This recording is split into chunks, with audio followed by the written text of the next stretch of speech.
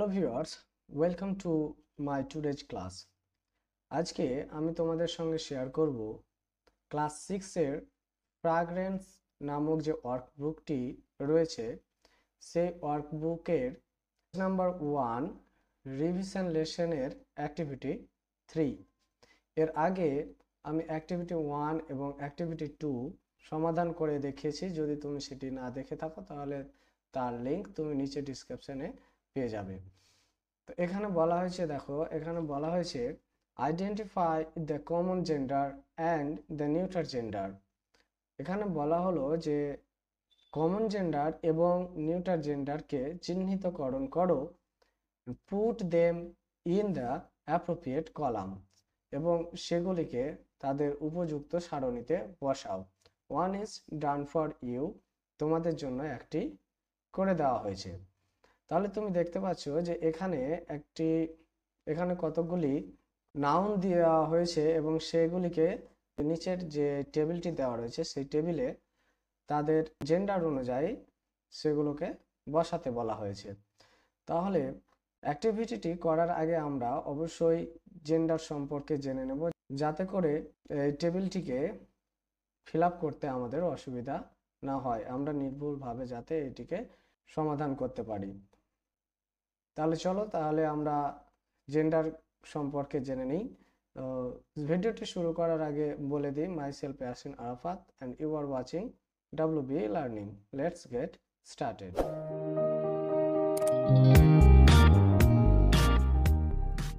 প্রথমে আমরা জানবো যে জেন্ডার কি বা কাকে বলে, এবং তারপরে আমরা জানবো জেন্ডার কয় প্রকার ও কি কি। তো প্রথম যেটি আমাদের জানতে হবে তা হলো জেন্ডার কি বা কাকে বলে। তো জেন্ডারের বাংলা অর্থ হলো লিঙ্গ।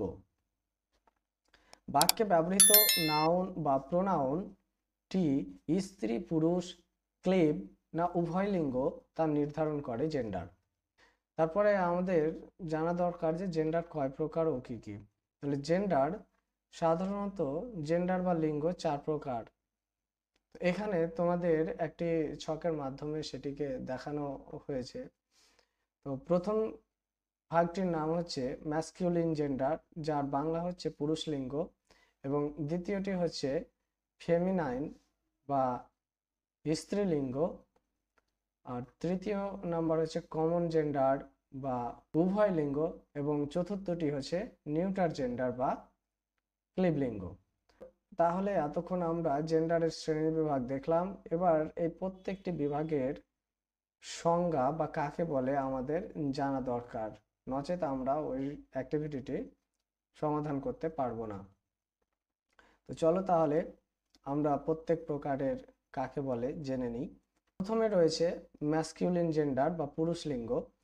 তো বলা হয়েছে যে নাউন দ্বারা পুরুষ জাতীয় প্রাণীদের বোঝায় তাকে বলা হয় ম্যাসকিউলিন জেন্ডার বা পুরুষ লিঙ্গ।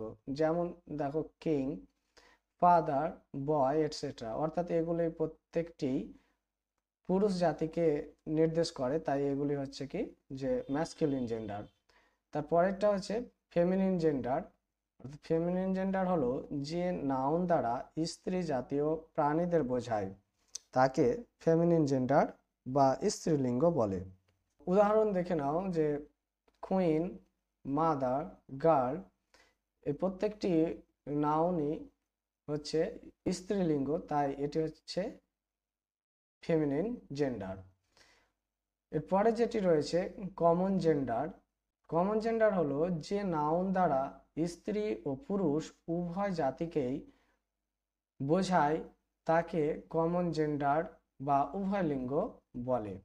যেমন দেখো সার্ভেন্ট, চাইল্ড, স্টুডেন্ট, এই শব্দগুলি দিয়ে স্ত্রী এবং পুরুষ উভয়কেই চিহ্নিত করা হয়, তার জন্য এগুলি হচ্ছে কি যে কমন জেন্ডার। এবার রয়েছে নিউট্রাল জেন্ডার। তো নিউট্রাল জেন্ডার বলা হয় যে নাউন দ্বারা প্রাণহীন বা জড় বস্তুকে বোঝায় তাকে নিউট্রাল জেন্ডার বা ক্লিবলিঙ্গ বলে। অর্থাৎ যে শব্দ দ্বারা কি করা হবে যে কোনো বস্তু অর্থাৎ নির্জীব যাদের কোনো প্রাণ নেই সেই বস্তুগুলিকে ব্যক্ত করবে সেইটিকে বলা হবে নিউটার জেন্ডার। যেমন দেখো এখানে দেওয়া রয়েছে বুক, পেন, ওয়াটার। এই প্রত্যেকটি ওয়ার্ডের শব্দই কিন্তু নির্জীব, অর্থাৎ এগুলি হচ্ছে জড় পদার্থ, তাই এগুলিকে বলা হয় নিউটার জেন্ডার। আশা করি এই সংক্ষিপ্ত এক্সপ্লেনেশন নিয়ে তুমি বুঝতে পেরেছো যে জেন্ডার কি এবং কয় প্রকার এবং প্রত্যেক প্রকারের কাকে বলে। আশা করি আর তোমাদের অ্যাক্টিভিটিটি করতে অসুবিধা হবে না। চলো এবার অ্যাক্টিভিটিটি দেখে নিই। বলা হয়েছে অ্যাক্টিভিটি 3 যে identify the common gender and the neuter gender, put them in the appropriate column. One is done for you. তাহলে এগুলি করার আগে আমরা প্রত্যেকটি ওয়ার্ডের মানে জেনে নেব, যাতে করে আমাদের বুঝতে সুবিধা হয়। তো এখানে দেওয়া রয়েছে চিলড্রেন। চিলড্রেন কথার অর্থ হচ্ছে শিশু, শিশু, শিশুরা। নেক্সট হচ্ছে গোল্ড। গোল্ড কথার অর্থ হলো সোনা। চেয়ার, চেয়ারের অর্থ হচ্ছে চেয়ার, বাংলায় এর অর্থ হচ্ছে কেদারা।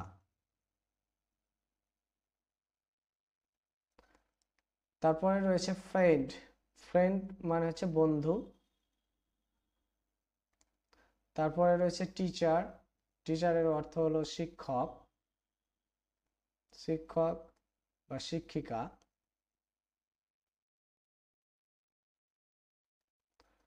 তারপরে রয়েছে বক্স। বক্সের বাংলা হচ্ছে বাক্স। তারপরে রয়েছে ডক্টর। ডক্টর মানে হচ্ছে ডাক্তার।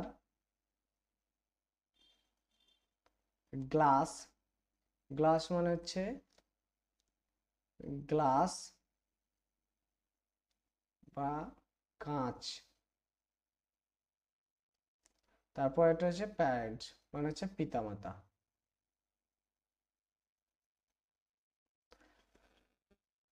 আশা করি এবার তোমাদের অ্যাক্টিভিটিটি সমাধান করতে কোনো অসুবিধা হবে না। তো প্রথমটি তো তোমাদের করে দেওয়া রয়েছে, কমন জেন্ডারের ঘরে দেওয়া হয়েছে ফ্রেন্ড, আর নিউটার জেন্ডারে রয়েছে গোল্ড। এবার দেখো এখানে রয়েছে চিলড্রেন।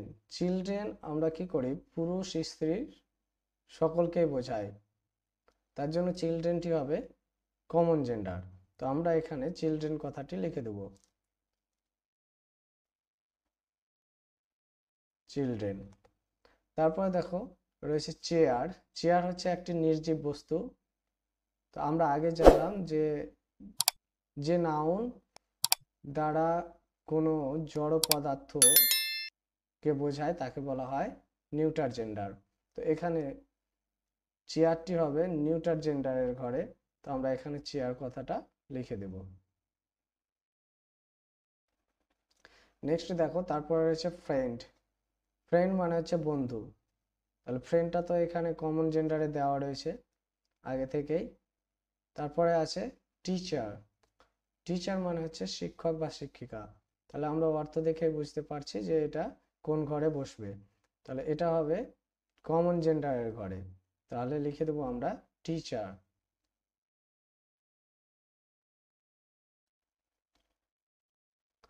তারপরে দেখো দেওয়া রয়েছে বক্স। বক্স মানে বাক্স। অবশ্যই এটিতে কোনো প্রাণ নেই, এটি একটি নির্জীব বস্তু, তার জন্য এটি কোন ঘরে বসবে, এটি বসবে তোমার নিউটার জেন্ডারের ঘরে। তো আমরা লিখে দিলাম বক্স। নেক্সট রয়েছে ডক্টর। ডক্টর মানে ডাক্তার। তো এই যে ডাক্তার, মেয়ে, মহিলা ডাক্তার এবং পুরুষ ডাক্তার উভয়কে ডাক্তার বলা যেতে পারে। সেক্ষেত্রে এটি বসবে কমন জেন্ডারের ঘরে। তাহলে আমরা ডাক্তার কথাটিকে কমন জেন্ডারে লিখে দেব, ডিওসি টিও আর ডক্টর। তো নেক্সট রয়েছে দেখো গ্লাস। তো গ্লাস কাঁচ। কাঁচের কোনো প্রাণ নেই, এটি একটি জড় পদার্থ, তার জন্য এটি বসবে নিউটার জেন্ডারের ঘরে। তাহলে আমরা লিখে দেব গ্লাস কথাটা নিউটার জেন্ডারের ঘরে, গ্লাস। তারপরে দেখো রয়েছে প্যারেন্টস। প্যারেন্টস মানে হচ্ছে পিতামাতা। তাহলে প্যারেন্টস পিতামাতা অর্থ দেখে আমরা বুঝতে পারছি এটি কোন ঘরে বসবে। এটা বসবে তোমার কমন জেন্ডারের ঘরে, তারা আমরা লিখে দেবো প্যারেন্টস।